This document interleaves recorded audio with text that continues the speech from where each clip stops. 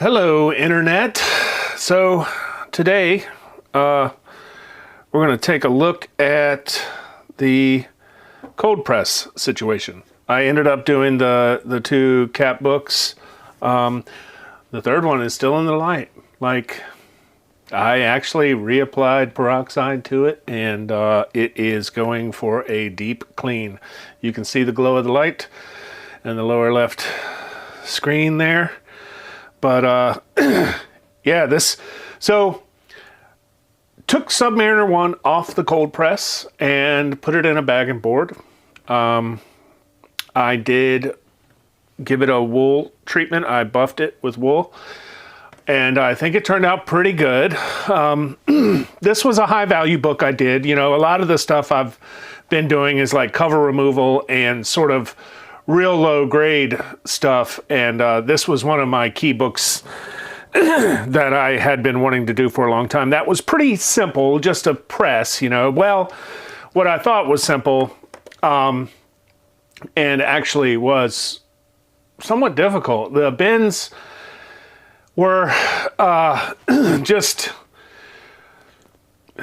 tough. They didn't break color, but they creased, you know, and I tried to do some ball bearing work, and it didn't quite work. I have a photo here, and you can barely see this, but there's just the smallest, like right here, just right here. This is pretty close up. I mean, you can see the paper fiber. It's pretty cool, but just right along this line, there's the slightest shadow. It's difficult to see. Very hard to see there. It takes the perfect glare to sort of see it. My hope is that it skates grading. That's probably a fool's errand to believe, you know. I would love to see a grader's workspace. I would love to see how that process works, you know. I'm fascinated to see how that goes. Regardless, I mean, the book is very nice, and we can just there was 4 bends in the book, and this is the last one, and I don't really know how to get it out. This is some residue that was removed. This is a clean image. These are some before of one of the cat books, before in a Mackie Clean in a press. I will be snapping photos when they come out of the cold press Monday. I will share finished results. These are just some of the before photos. That's some tough schmeg right there. I could wash and, you know, bleach this book, but I'm not going to do it. So, yeah, so we're getting into yesterday. And so I would like to look at a couple older things.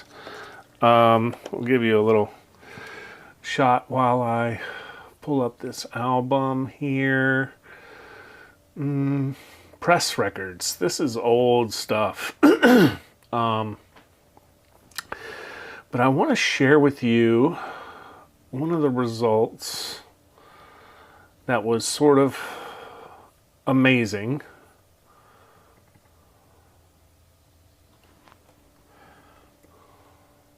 Okay, so this coming up is a Star Wars 42. Yeah, Star Wars 42. First, it's a reprint of a magazine-size Empire Strikes Back from England, but it's the first Boba Fett cover.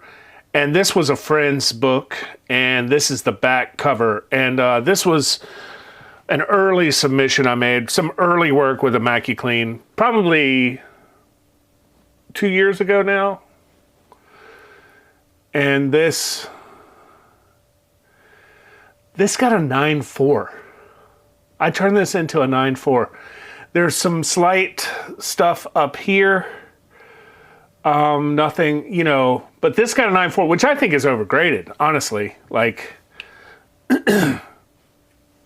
this is the book, lower right. these were books he wanted. He has the entire Star Wars collection. It's pretty great. But these were all books he wanted me to press and clean. And yeah, the Knights of the Old Republic is here now. I've just bagged and boarded it. It's off the cold press. I probably cold pressed a little long on some of the stuff, but better safe than sorry, you know. I really want to train that paper. And the chamfered boards just really make the spine look really special. You want to be careful using the chamfered boards. Sometimes, you know, especially if you use too much pressure or the staples are out of alignment, you know, you have to kind of know when and how to use them. But if the staples are on the side and you can get them in deep, like it does a real sharp job on the spine. So yeah, here's Star Wars 42, and this is the back cover. So you can see, I honestly don't think this is a 9.4. Like, look down here, like all of this. But they said just staining on the back cover. It came with notes, but like this is just incredible that I was able to remove all that with just a MacuClean. That's just a MacuClean and DI water. So, like, look at that. All that black is gone there. So, a MacuClean, chamfered boards, like, the shit works. And it is what it is. So, just a little update today. Not too much of an episode. I don't have anything in the press. I do have a book in the light. And I love this panning shot here. It's really cool. So, I will let you know Monday how Cap... Which one is it? If this is, it might be 118. I think it's 118, Captain America 118, second Falcon, with some cool Gene Colan art. Once it gets done with the light, like it's just still khaki. I just, you know, it just needs more light. Like I thought I was going to do a 2-hour treatment. Well, we're on about 13, but I didn't use much peroxide. I did reapply a light mist of peroxide, and we're going to see what happens. So that's where I'm at with it. It still needs to be washed in the washing machine. It's got 2 big water stains on it, and I'm excited tonight. I'm going to set up a shot of some toys and probably do some ships and do a little diorama with some ship activity for some vintage Kenner. So that'll be at 8 o'clock.